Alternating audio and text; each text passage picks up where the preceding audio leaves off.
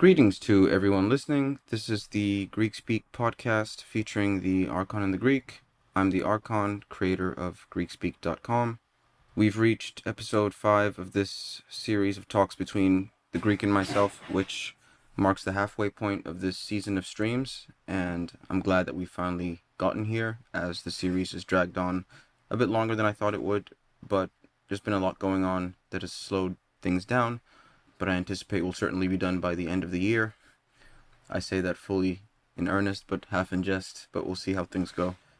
So the live stream group chat is always open for those who want to ask questions during the stream, and Greekspeek.com continues to have no political, religious, or commercial affiliations, since this is a project that is solely run and funded by myself.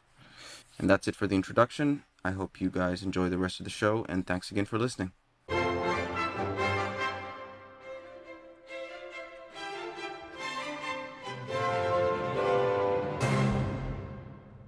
Hi there, Greek. You there?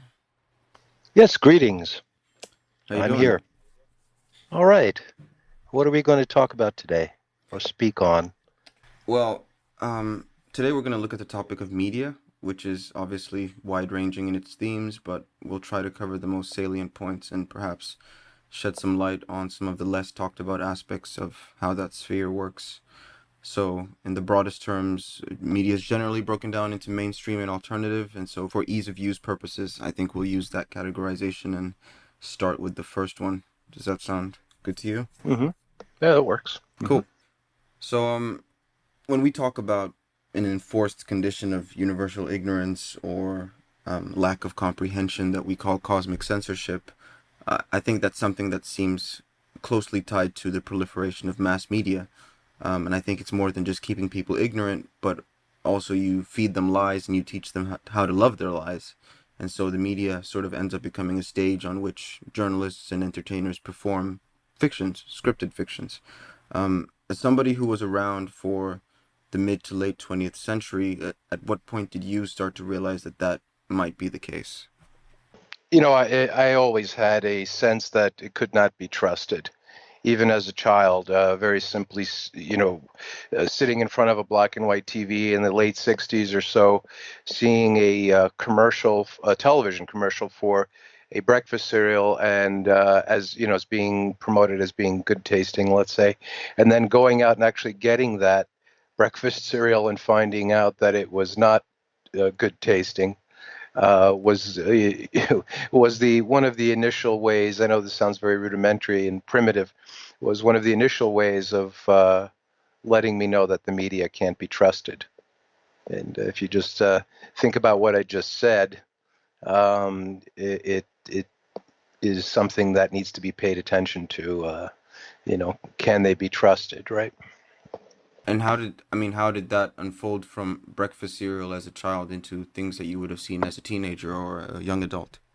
Well, ultimately, I would say being mid-century, beyond mid-century, born in this kind of a world where I think television came before both you and I were born. So did radio and newspaper and most other, forms of media. We're born into it. So there's no way we can actually, discreetly separate it from our existence, meaning, our perceptual existence.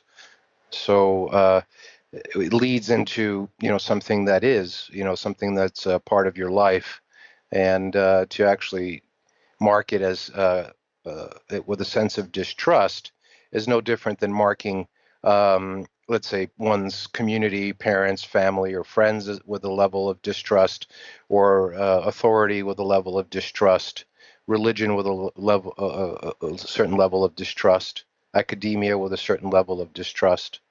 You see where I'm going with this?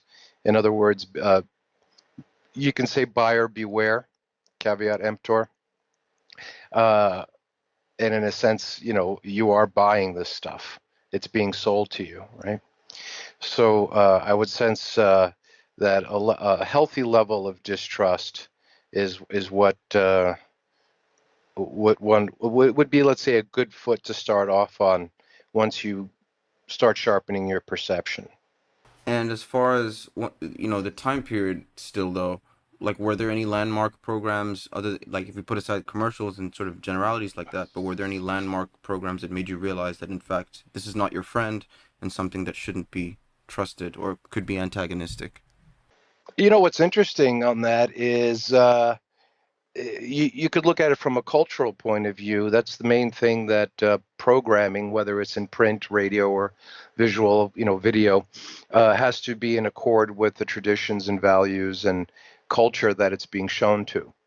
And what's interesting enough, being of multicultural, meaning born in American but of Greek descent, I saw that I was able to see clearly through the heavy promotion of white middle America as not being something that I want to associate with, if you know what I mean.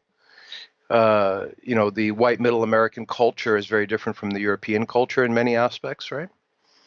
So, especially when it comes to food and the way perceive basic things like food, shelter, clothing, things like that, right?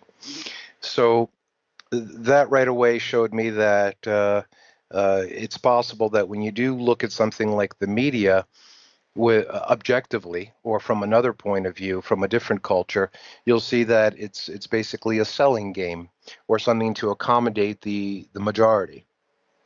But well, I think we'll touch on that dynamic a bit later because certainly there's something to be said for how the audiences react to what the media does. But could you contrast a bit 20th century media to say 21st century media aside from the technological changes brought on by computing? What has been this cultural shift that you seem to be alluding to? Well, you can't really change it. In other words, you can't say that there's going to be change without taking the technology into account. So the way the media changes is with technology. You can look at historically, first it was oral, and then it was oral and written, and then it became oral, written, and oral again through what's called transmission means, radio. And then it was, again, oral, written, transmission through audio and video, which is also written because you will see labels and writing and titles and things like that. Right. So basically, capturing the message with different types of technology does change it. I mean, are we then going to insinuate that if the technology of, let's say, FM radio had generally remained the same and television as well, and say we hadn't had laptops and smartphones, that the media would still look the way it did 40 years ago as far as the presentation of it? Well, yes and no. Again, the culture is changing. There's agendas in the culture to change the culture. The way people perceive reality. And if anyone disagrees with that, you have to give it to them in Braille because they're clearly blind. There's clearly an unseen hand that has agendas that are rolled out over 50 and 100-year periods. And obviously, that is part of the change. I could give a quick example. And by the way, I don't think we need to touch on the aspect of the technology of the internet because that just brings everything much faster. But an example of the agenda is the gender bending idea, right? Where you can choose your gender now. That's been in place for thousands of years in certain ritualistic rites, and it was also put in place by the power elite in the late 60s as an agenda that should take hold by the 90s. They're a little behind schedule. There are many other agendas that you see, if you're aware of them. Climate change, weather, man's effect on the planet, things like that, which is actually minimal. You'll see that the messages that have been planned out are played out through the media. Yeah, I'm aware of what you're referring to. I also remember from last stream you spoke a bit about how sometimes the intentions behind an age get expressed through entertainment or literature, and the example that you gave before was like George Orwell, or Aldous Huxley, that their books are examples of that, something that was either commissioned or demanded or nudged into existence. Personally, I think of a movie, I forget the year, but the 80s movie, was it They Live? Like Right. a more modern example. What did you think about the 1976 movie Network? I think that's another example of that. Do you think that that fits into that sort of prescient, far-sighted category? Sure, sure. I would suggest there's a more disclosure than people want to admit. There's an old thing that they say that they being the power base that runs the planet Earth Inc. or One World Corporation, let's say, they have to tell you what they're going to do before they do it. That's part of their credo, and whether it's done very secretively or in code out in the open, it's still being done. So that the film Network, I think, includes some of that. Good. Oh, and just to harken back to the They Live glasses, if you had those now, you wouldn't see them as aliens. You would see most people as little piggies. Oink, oink. But anyway, that's another discrete comment that could be expanded on later. You'll see pigs, goats, and dogs. No, I think Continue. I think that is worth expanding, but yeah, maybe later. Yeah. Um, the traditional idea, I think, is that news is the manifestation of journalistic work done by people whose job it is to mediate some kind of civil order by keeping the public informed. But in recent times, because of how blatant the news has become in its lies, and it's easy to go on YouTube and Google any outlet and put lies at the end of the search term, and you'll see that there's a lot that's been said about that. Because of things like that, many people have come to become disillusioned about the position of the media and see them perhaps as more of a circus act that distracts more than they inform. But was there ever a time when the mainstream media was an effective watchdog of the public interest? Because one would think that something can move from a position of being virtuous to being less virtuous or esteemed rather than having started out as something that was objectionable. Never in the mainstream throughout the entire history of mankind has it had any honor or dignity. You can go back to what people call biblical times. It was the same. It was all crap. There are underground aspects of it, what's called, let's say, alternative, in an altruistic way that did exist at some points, but had no effect, just like it is today. The actual alternative things that people can get on the internet that make sense are actually truthful, if not entirely, but mostly true, have no effect on the reality of the mainstream point of view of things. Is that something that we can back up with, say, some more facts? Because, yeah, it's fine to say that, but, Oh, sure. I can give you discrete examples. Like, for example, if let's just go to the internet, what I've been made aware of for more than a decade, and then someone more recently, I'll name names and people could actually look at this stuff if they want to. Giving you an example, one of them regarding the 9/11 event is Dmitry Khalazov. Whether you believe his credentials or not, is not as relevant as taking a look at his accounts on what really happened to the towers on 9/11, and he backs it up with as much technical information as you'd like, and actual, good perceptive reality that's easily discerned and non-refutable. Yet there is a quote-unquote 9/11 truth movement that doesn't acknowledge him, and if there is, it's minimal. And just to compound that, the American government did something called an investigation, which means when a government says they're going to investigate something, means they're going to do the opposite. But anyway, one of the chair people of the 9/11 Commission publicly, it's even on the Wikipedia page for the 9/11 Commission, stated that the information in that investigation is not factual or true, nor does it reflect what really happened that day. Okay. Another one is, I think I've gotten a message to him and he didn't like it, was a fellow named Cody Snodgrass, Snodgres. He's been making rounds the past 2 years, giving testimony that he was offered a million US dollars to blow up the Murrow building, as a CIA asset, not working directly for the CIA, but like a contractor, right? And his testimony is very valid and very solid. But I had messaged him. I said, your testimony is great, but you have an audience of morons, basically. This is whether they're American morons or worldwide morons. No one cares about this. Nothing's going to come of it. And of course, the response was not positive to that, but obviously it's true, right? So again, it contradicts the government story, and which again is admitted through investigations that it's not how it's been told. So here we have two quote unquote whistleblowers, let's call them, with very good testimony that can be comparatively analyzed within each subject, one being the Alfred R. Murrah building in Oklahoma City, and the other one being the 9/11 disaster, let's call it that, and no one really cares. And it's on the internet, and it's easy to access, right?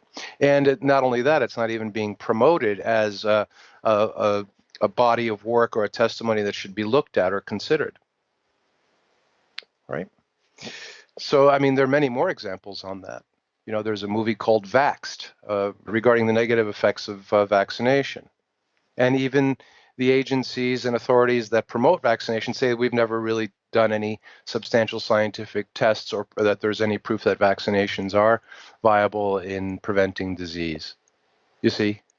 But we do know that they're very toxic. So, I mean, you can go on. There's hundreds of subjects you can cover in this way that, you know, the information or testimony that's given through what's called the media is pretty much rock solid, but it's being ignored or not considered.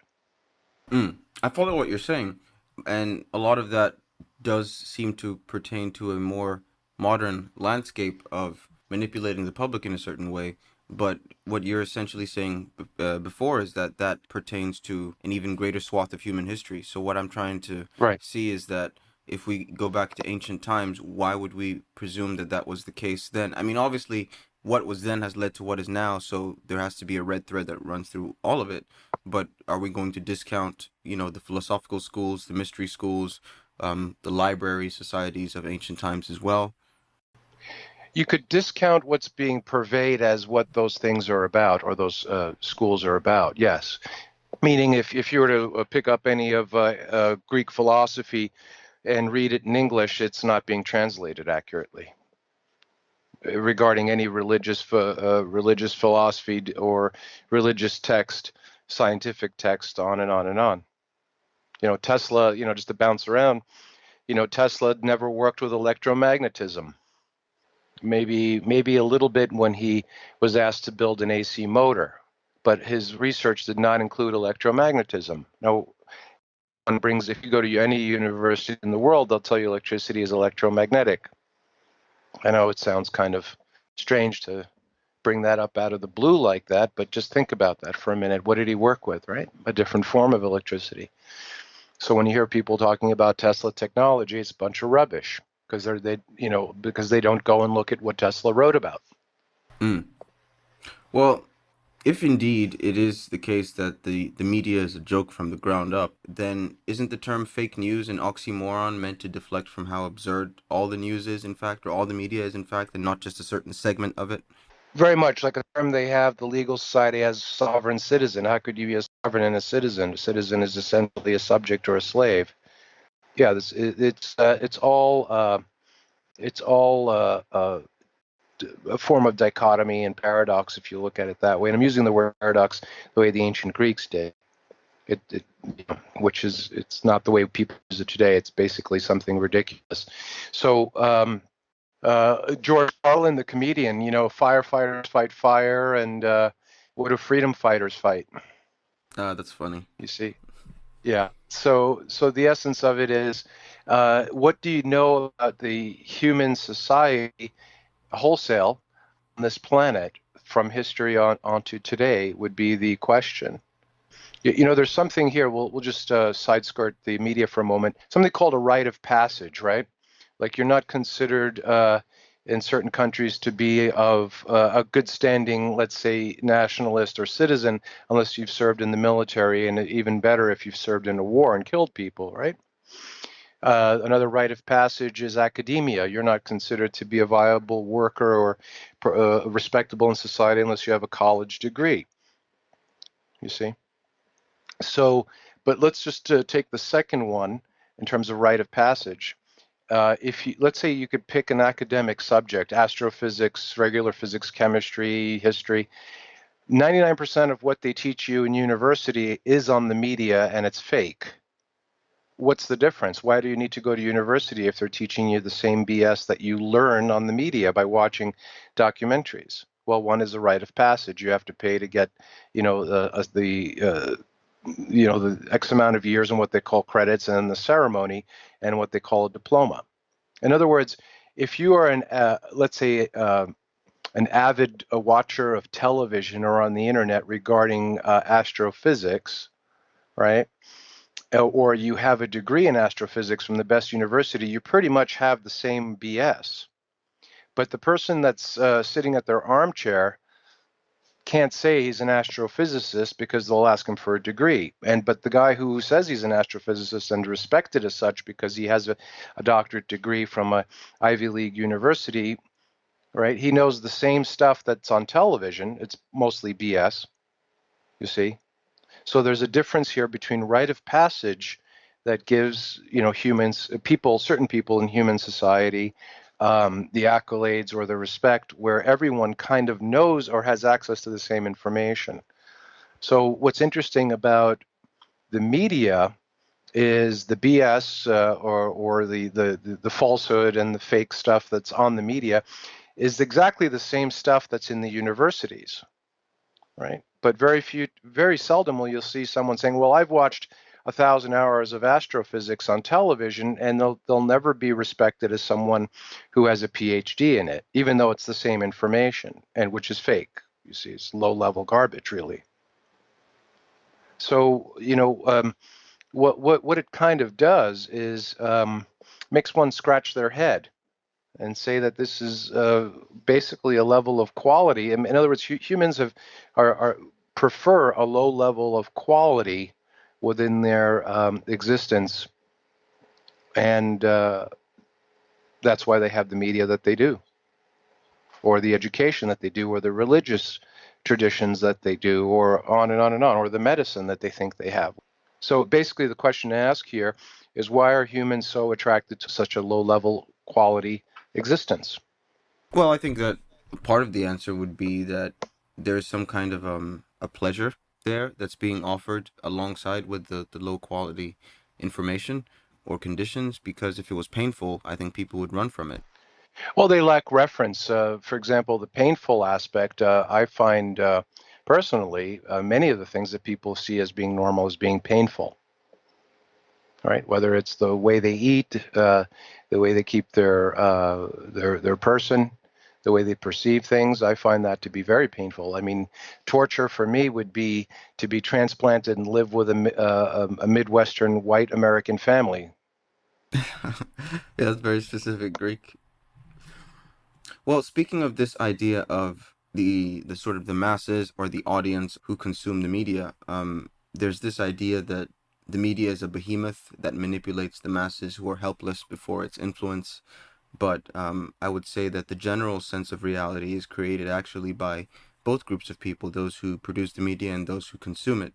So the audiences are not as passive as they're made out to be, because they are allowing the lies and the misrepresentation to go unchallenged. And I think you've talked before and recently about accommodating the audience, so to speak. And that leads me to wonder and to ask, which of those two things come first? The media creators with no regard for the masses, or the sheeple audience with no regard for their own well-being? Well, it's very simple. Here, I'll give you an example. Back in the 80s, I knew someone who was really good at writing, what's called rap songs, hip hop songs, right? And we were standing around one night in the Soho area, Manhattan, before it was developed, and sort of like a limousine opens its doors, and there's a bunch of older men standing around, and the guy is doing some freestyle rapping, and they pulled him aside and they said, "Why don't you hang with us, and we'll make a lot of money together?" These older, uh, I would say more Ashkenazi type, in their 60s, upper middle class men or wealthy men have no interest in developing rap music, right? But they know that if they accommodate those that are interested in that, they'll be wealthy. Do you see the point? Yes. Yeah. So I would suggest that anything that you see in mass is there to accommodate the masses. And this is the beef that I have with what's called the alternative media on the internet, is that they're always putting out this spouting altruistic verbosity about we need to do this to make America better or the world better or humanity better, and they're full of crap. Better for who? Did they ever stop and think that the people actually like being this way? Take, for example, the film The Matrix, where uh, one of the characters, the main characters, is tied down to a chair, and the one of the agents of the Matrix says to him, "Well, we had a perfect environment for you, but you couldn't prosper in it. You needed the destruction, the chaos, the violence, the vileness, right, in order to feel normal." Morpheus, I think, was tied down. Yeah, Mm-hmm. Lawrence Fishburne. But anyway, I think that ultimately making the world a better place is to do a reset. You have to start all over. And this, by the way, is in all of the ancient writs and prophecies and philosophies. So, Didn't you once say that, well, maybe not on a stream, but I think I've heard you say that news corporations, at their heart, behind the smoke and the mirrors, and if you go into the actual legal departments and, the high level parts of the corporation, they will consider themselves as entertainment companies first. And if you put their right. feet to the fire and you make them sweat, they'll say, well, we're not really trying to educate people, but we're here to provide entertainment. But they're hiding behind the plausible deniability of being news companies. Can you expand on that a bit? Sure, there are precedent cases in the, the kangaroo courts, what you call federal courts or state courts or whatever. Someone had prosecuted Fox News regarding libel, and the case outcome was that, well, they're an entertainment company, right? The news is entertainment, but yet they take it seriously. Like, for example, if you've got more than two sharpened pencils in your pocket, go back to the 9/11 event. Only the people on television witnessed airplanes going into the buildings, and of course they have some plants on the ground that say they saw airplanes going to the buildings, but the public at large never saw any airplanes. I personally had spoken to someone a month later who was had walks to work by crossing the Brooklyn Bridge, and was doing a project in that area, and he saw the building explode. He said there were no airplanes. He didn't see an airplane. If there was, he didn't see it, and there's no way he wouldn't have seen it because he had a vantage of three sides of the building, you see. And also there's a lot of testimony on that. And if you do a little bit of research, you'll find that there's a company that puts these visual effects in sports games, you'll see an advertisement on the field or something that's a video effect, right? And this particular company was heavily involved in making sure airplanes were on TV, if you know what I mean. And they were granted later on the ability to get big lucrative contracts with sports, with television shows that play sports. If you've ever watched an American sports game, they'll show an advertisement or movement on the field that doesn't exist. It's only a video effect. So, you have this reality being totally twisted, from, I don't know, something as tragic and as disastrous as 9/11 as being put together by entertainment groups. I mean, think about it, right? And just for most people, if you, whether you know it or not, believe it or not, or whatever, it's irrelevant. 9/11 was a nuclear event, right? It was a nuclear event. So, meaning atomic, thermonuclear. So what I mean by that is being a disaster. It is disastrous to have a nuclear event in a main city like that, and have it covered up by entertainment interests such as the news and investigative reports and other companies that allowed that visual effect, and persuading the public that it was, whatever.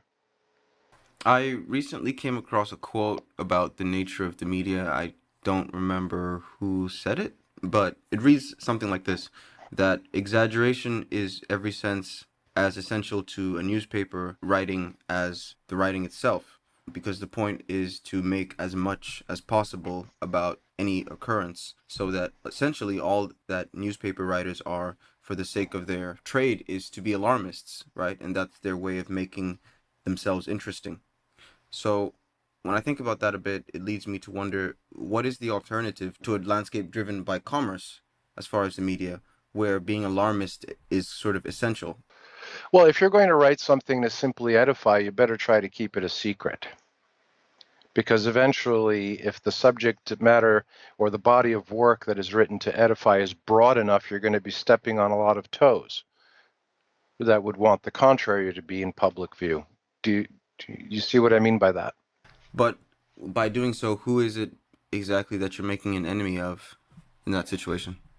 Well, like I said earlier, it's Earth Inc. or the One World Corporation, right? Let's just bring it down to a national level. There are certain countries today that have in their policy that certain ideologies are to be stamped out and not allowed. So imagine that on a global level. Mm. It could even be on a local level. Certain municipalities do not allow certain ideologies or actions to take place, right? At all. Very strict against it, for example. Mm. So imagine that on a global level. It's very difficult for people to imagine, even though it's a very simple concept, that the entire planet is controlled by a small business interest. I mean, you could fit them all in a nice size living room, and they pretty much run the planet, but they run it in a subtle way. And they've been granted that from cosmic forces until the time for them not to do it anymore comes, which is almost around the corner or so. Mm. And so, in a world where establishment media and technology corporations control the public realm in the way that you just described, I think people end up running into a lot of dead ends when they're trying to get answers. They start to realize that a lot of the promises offered up by their society are pipe dreams, and what they're left with is more of a zombified consumer existence than anything else. And then when they try to escape that by turning to either alternative media or things like the wellness movement that borrows a lot from Eastern traditions, they do it with the same lack of discernment that they apply to the mainstream media. And so ultimately, when something like yoga becomes mainstream, they're back where they started, being fed a watered down version of something whose true meaning has been cast aside. Have you been able to discern a way to escape that kind of dynamic where the media seems to continually encroach on everything that there is to make it as dumbed down as possible? Well, just use a broad brush over anything that's in the media as a lie.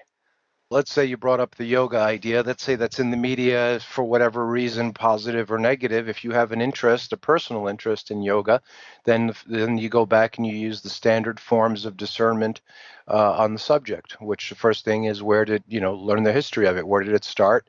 Who started it and why? Go back as far as you can, and then make sure the information you're getting is somewhat contrary to what the public perceives, and you're probably closest to the truth. And just to re-examine that word probably, go back and see how valid and how much verification you could have on the history of the thing, right? And all the subjects are the same. So essentially, what you see in the media is just a 180 of what it actually is. That's the safest thing to perceive.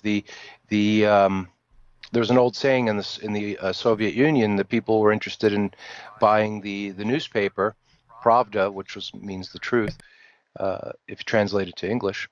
And they said, well, why is everyone so interested in the newspaper? It says, well, because we are interested in what's in the newspaper, because whatever the newspaper says, it's 100. What's really going on is 180 from it.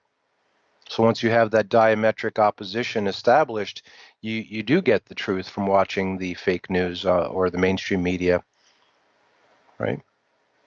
All you have to do is apply that it's diametric or an inverse of what they're telling you, and you've got the truth. Mm.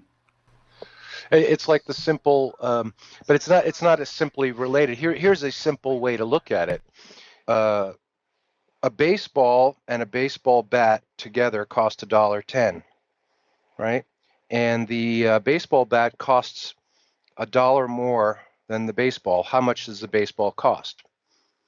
Right? Together, the baseball and the baseball bat are $1.10, but the baseball costs $1 more than the baseball. So what's the price of the baseball? Most people will say 10 cents. Well, it can't be if it's both $1.10, because that means the baseball costs zero, right? So what is it?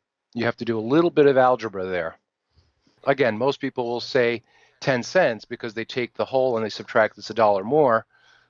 No, because that means the baseball then is zero? No, it's not zero. See, so how do you do that algebra? It's very simple. And I'm not going to give the answer. Oh, come on, just give the answer. Oh, okay. Well, it's a simple, A plus B equals C, right? And you just plug everything in, and using common parlance, well, you'd say, well, if one is a dollar more than the other, the total is subtracted from that. So if the total is $1.10 and one is a dollar more than the other, we have 10 cents left over, and we divide that by 2, which is 5 cents. So the baseball costs 5 cents. So let's look at it now in the other way. So the bat is a dollar more than the baseball, which is $1.05, and the baseball costs 5 cents. So $1.05 plus 5 cents equals $1.10. So you solved it. And this is what you're sort of tying to the media. Right. So it's not exactly 180. You do have to use a little bit of algebra. In other words, they're going to give you, let's take 9/11, for example. The buildings collapsed because airplanes with diesel fuel crashed in it. Well, okay, that's plausible. But what buildings? Was it a chicken coop, an outhouse, a 3-story, wood structure? That's plausible. Yeah, that, airplane crashing into that and diesel fuel, but not something that is robust as what we're being told. And if you look at the aftermath, how can 200,000 tons of steel be reduced to a 30-foot pile, burning at the melting point of iron underground? So now you're going to have to figure out if both things cost $1.10 and one is a dollar more than the other, you see. This goes into, again, you can segue into what's the difference between the media and the alternative media. Not much. For example, I don't mean to lead on here, but I call the alternative media in many languages, Latin languages, papagayo, which is a parrot. Usually when I would be called in to comment on things, I'm like, do you guys want some crackers? Years ago when I was a little more popular in the alternative media, let's see what the Greek has to say. I'm like, wait, can't you look at the facts yourself? You need to tell me, for me to tell you what to think. Like Time magazine, a lot of the popular American magazines, when you read their articles, they're telling you how to think and what to think about it. And if you look today at the alternative media, I assure you, 99% of the time, if not 100% of the time on the internet, they're always they're trailing behind the mainstream. Like right now at this time, there's certain investigations with certain officials regarding pedophilia and the president of the United States still, and all this other stuff. And all the alternative media is just latching onto that. No discernment on the reality of, being a human on the planet yet. Yeah, I mean, we're going to touch a bit on the alt media as we go along, but just to wrap up with the mainstream aspect, I think that there's something to be said for how useful the media could be. Like all humans move from a point of ignorance to a point of understanding by gradually accumulating more knowledge and understanding. And since the world is a big landscape that's far too Byzantine for any one person to comprehend in a holistic way, the media should be a tool for sculpting a good, as good an understanding as you can. But the issue is that we have certain people that you've mentioned running the enterprises who seem hell-bent on generating the current state of affairs. And I'm wondering what lies at the heart of media corporations that all seem to coordinate their efforts towards producing unedifying content. And do we, like, other than generalities, do we have names or histories of what the power base behind the media is? The history would lend itself to the tools that are used or have been garnered through centuries to be used to control society, which is what's called the law society, legal society, the military society, and the religious society and academic society. Simple example would be years ago I worked at a television station doing volunteer work to learn about how that works, and I found out that one of the directors of the TV station, this tall, thin, elderly lady in her early 70s, was Army intelligence officer. Right? You'd never guess that. You'd think she was just some grandma or something, right? So what the hell is an Army intelligence officer doing in a community television as one of the directors? Go, scratch your head on that, right? And it's the same all around. I mean, how many times have you ever heard of someone going to a Bible study in a Christian church and they spend a half hour, the priest tells you how important it is to make sure you get your taxes done on time. But he'll never say there is no money to pay taxes with, and it's all basically use of private credit. Of course not. He doesn't know either.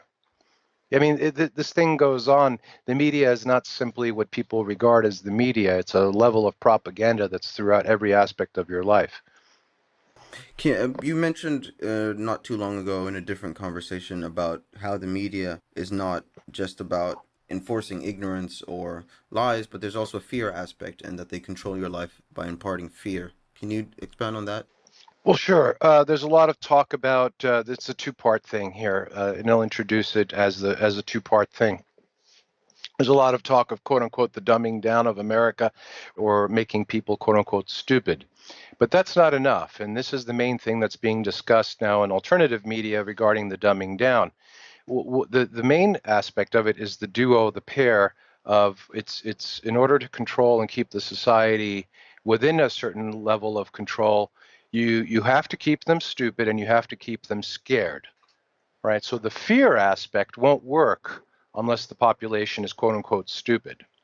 See, when they're stupid, they lack the tools, cognitive tools, and when they're scared, that's a disabling factor. It's a paralysis. So now they're paralyzed and they lack any tools. So you've got them pretty much in a pretty well contained environment. And so the implication is that if you can address the stupidity aspect, then people would break free of the ignorance as a matter of course. Well, yeah. Well, see, once they're stupid, you've heard that stupid people are dangerous in large groups. So they're very dangerous because they're what comes with being stupid is gullibility and naivete. And it would be very easy for a revolutionary or an ideologist that was proactive in activating a crowd to gather the crowd into doing their bidding, right? Or his bidding or her bidding or the group's bidding. But if they're scared, you've disabled them and they're a fear of doing acting upon anything, even though the level of action will be considered, in the stupid with brackets, level.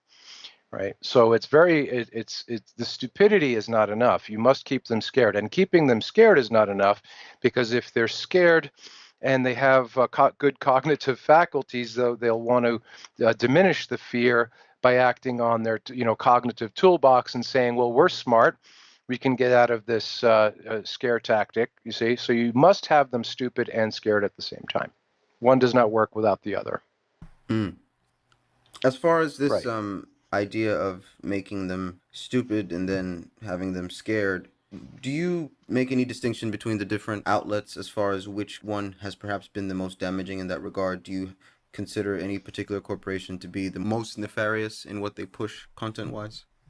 No, because these corporations are simple franchises. I think I've mentioned on years ago in previous calls, any group, quote unquote, corporate entity, once it reaches 150 or 200 million a year earnings, they're implanted and controlled by groups, again, intelligence, legal groups, military intelligence, on and on and on, secret society groups. They always put someone in a position that doesn't have a lot of mobility. They pretty much stay there and report back to home base, Earth Inc. or One World Corporation, how to, the goings on of that company, restrictions and things like that. So if you, for example, have a software company that grows to 150 or 200 million a year earnings, they'll have plants, ex-intelligence, military, legal, their attorneys or accountants or whatever, plants in there that report back to Earth Central on the goings on. And if they want to shift their policy with the direction of the company to the main agenda, it's very easy to do by persuasion. And if those that are running the corporation are not in agreement, then you have what's called scandal, whether it's economic, personal scandal, or whatever, or breaking up the corporation from people that are already inside. So, you're looking at the control. An army of individuals. You're talking probably 1 million people worldwide that are planted in all of these corporations, again, that are within the 100 million to 200 million range, and make sure that they're all in step with the general agenda. So they're all pretty much the same, just different levels of access. No, access meaning access to the public. What I mean by that is still you have in any place that has television broadcasting, you have the major channels, right? And then you have the minor channels of television or radio, right? But they all report back to the same central group. And speaking of this central group, just to touch on it for one last time, do you think that the people who run the media corporations are as infected or impaired by the cosmic censorship that they are infecting the masses with? More so, even more so, because they're there's the concept of the disinformation and misinformation. The disinformer knows the information is false, and the misinformed are the receivers that actually believe it. So they're the majority of the people that you see in the media, the reporters and anchor people, or even in alternative media, are just they're misinformed, but they do know it's BS, bovine excrement, let's BE, right? But they continue with it and they have to live with it. So they have a sensory block, otherwise they won't maintain their sanity for too long. So in other words, you're talking about a low-level quality individual, and I'm speaking from, if anyone that knows anyone that works in government positions as a spokesman or media positions as a spokesman, they're not very well favored or looked at as being good quality people, even by their own family members. So they're very heavily compromised on a personal level, which I have to tie it back into cosmic censorship. I get you. So, we're going to continue with alternative media. The Greek, as somebody who has been around to see the growth of certain underground radio outlets and sort of fan driven media enterprises and things like internet radio, was there a particular span of years that you would point to that indicated the rise of what would later be called the alternative media? Probably the first decade, the middle of the first decade, or the end of the first decade of the 2000s, up until about 2010, 2012. Then it kind of fell apart. And again, not that it had much of an effect on society in a positive way. It just was there, and it was of a little more uh, discerning, let's just say. But in a minimal level, not to say that those were the heydays of anything.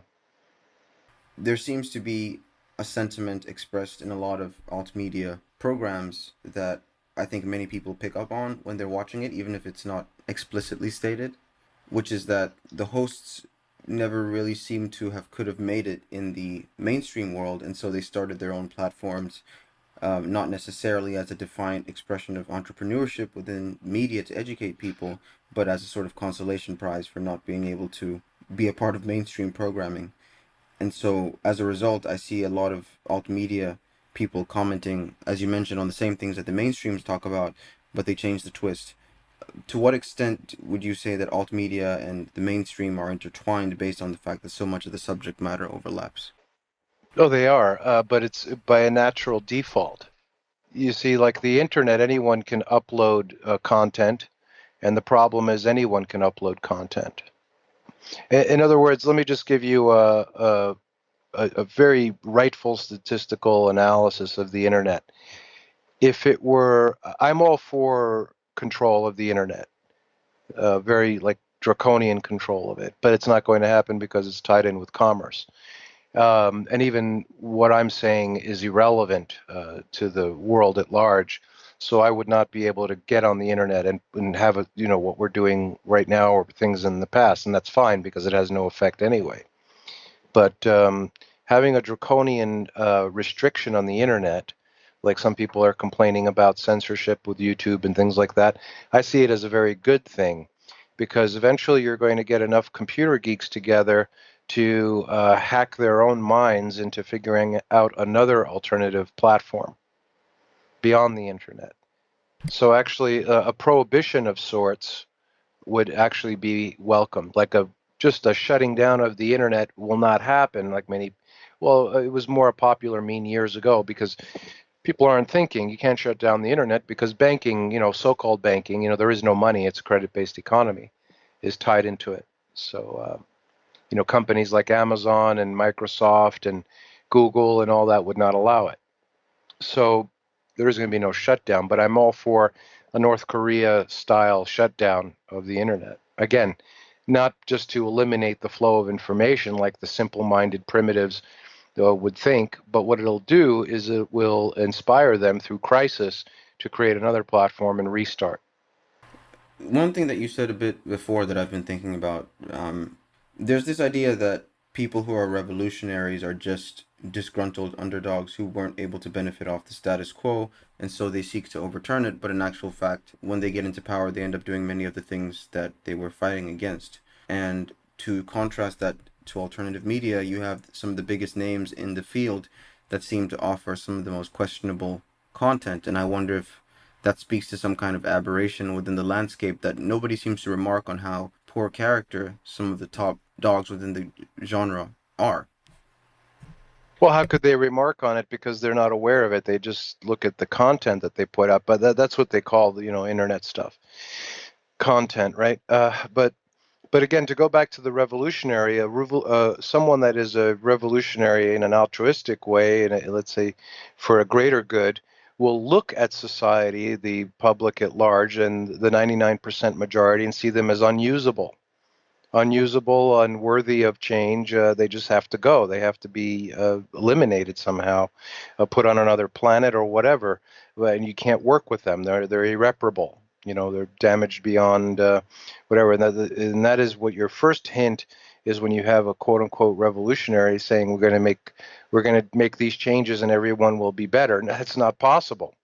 If you look at the humans at large on this planet, you can't fix them. They got to go. Sorry, they're going to go naturally anyway. They only live to 80 or 90 or 75. But you can't work. So in other words, a true revolutionary, someone who does a messiah of sorts, will look at human society and says 99% of them got to go, or 95% of them just can't be here anymore. Put them on a spaceship, send them somewhere else. So the 1% that's remaining, we can work with. Do you see? And that's not the formula in any national or social change ever. It's always like, put me in power and you'll be better. That's not going to happen. You just can't make them better. And I know this is really harsh for most people's ears, but sorry, that's the truth. Yeah, it does sound a bit harsh, to say the least. The fact that they're hopeless, I'm not going to disagree that people are hopeless, but is there absolutely no hope? Well. From a secular point of view, they're absolutely hopeless. It's cut in 4 inches of steel or 20 feet of concrete. That's immovable. Of course, they're hopeless. But from a cosmic point of view, they're not hopeless. They all have a chance to be remade and redone. So that's, we're looking at not a fork in the road, but one reality over the other. From the basement worm's eye view, absolutely, they're as hopeless as a granite mountain is solid. But from a cosmic point of view, from a divine point of view, no, there's hope for them. Mm. Well, that will give us food for thought and something to talk about later. But you were mentioning before about content and how the internet sort of has this bland veneer to it as far as how it treats the information that it puts out. With the rise of the internet, I think a lot of people who have no polish to their presentation, or the information that they're presenting, were given the chance to be heard on a wide level. And I think that there's a core belief among the bloggers and the alt media that somehow, even though what they're presenting is qualitatively poor, they're still the cutting edge of today's journalism because they're quote unquote anti-media and they oppose the establishment. So on one hand, you can choose between a super polished product of pristine newscasters and the veneer of trustworthiness with whatever mainstream outlet you want to prefer, or you can go with the guy in his basement with a mic who claims that the system is evil, which it is, but he's also questionable and he doesn't address that. So where does that really leave people as far as media? No, it leaves them where they are and where they're going to be. In other words, there is you can use that as the defining a moment on how what you just said, basically, the guy who's saying the system is whatever, as defining moment of how stupid humans are. The human that is well aware and perceptive and is in knowledge will see the current human society, whether it's regarding religious aspects, academic aspects, media aspects, scientific aspects, historical, anything, as being unusable in the state that it is right now. So it's basically, again, just to reiterate. Um, you can't make anything that exists right now in human society better. It has to be completely redone. So by looking at what is called media, that is simply a reflection of the society. There is no better media because you can't have a better media with a worse society. So you're going to have all aspects of society reflecting its foulness and vileness as such. So it is not possible. So here's the realistic aspect of the media. If you think you have the right stuff to put out to the right humans, you do it anyway, but don't expect anything out of it, because the humans at large are pretty much crap. And this is also known from a cosmic point of view. You know, this is a fact from a cosmic fact, but them themselves don't know. That the state that they're in, they can't discern it. You know, there's an old saying: you can't take a pig to a debutante ball. True. I mean, one of the things that, and I probably will touch on this for the last time, but one of the things that continues to fascinate me with the media situation is that people are willing to endure things that they can. I think most people can see that they're questionable. So, like in a world where the truth is something that people claim to prioritize, right? If somebody publicly claims that a certain event is going to transpire or that the future is going to go a certain way, and if that doesn't happen, usually people are in trouble. And I think that you've talked about that before, because that's called being a charlatan or being a liar. And people like that are generally not treated very well publicly.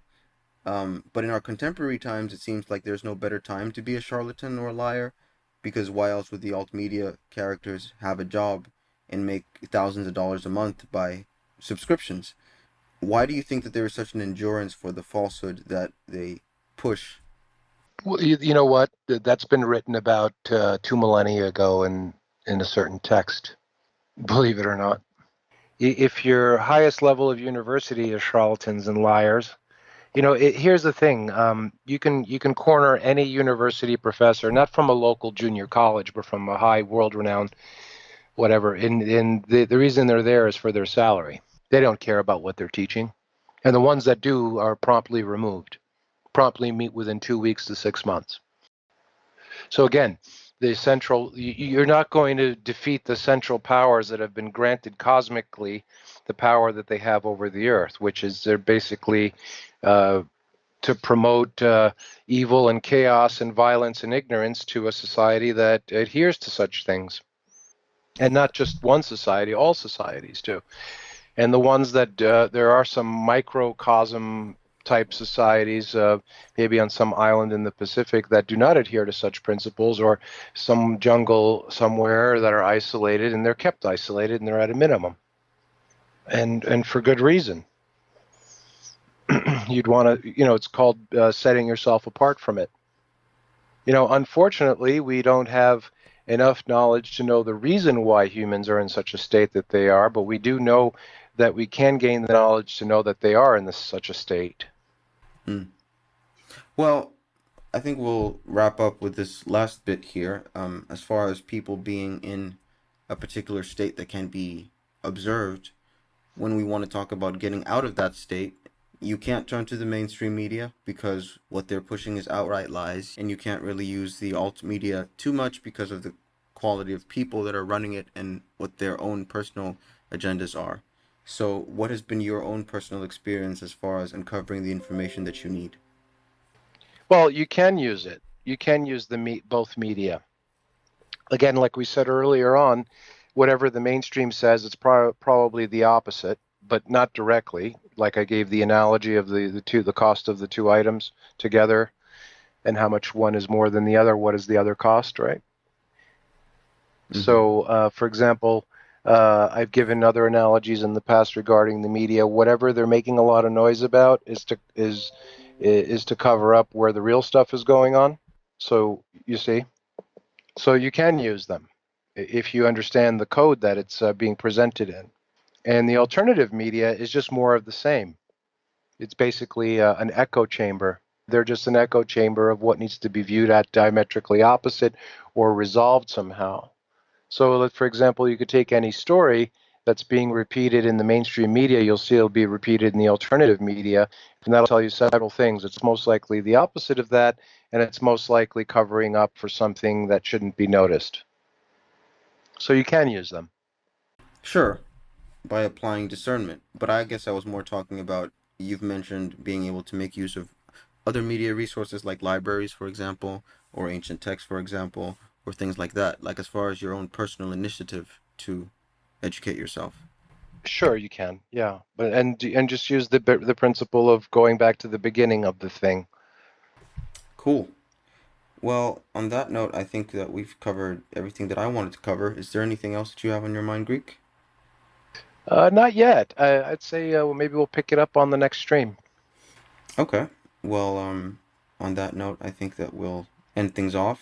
And thank you to everybody for listening. It's been a good, hour and some minutes of talk, and we'll see you at the next stream.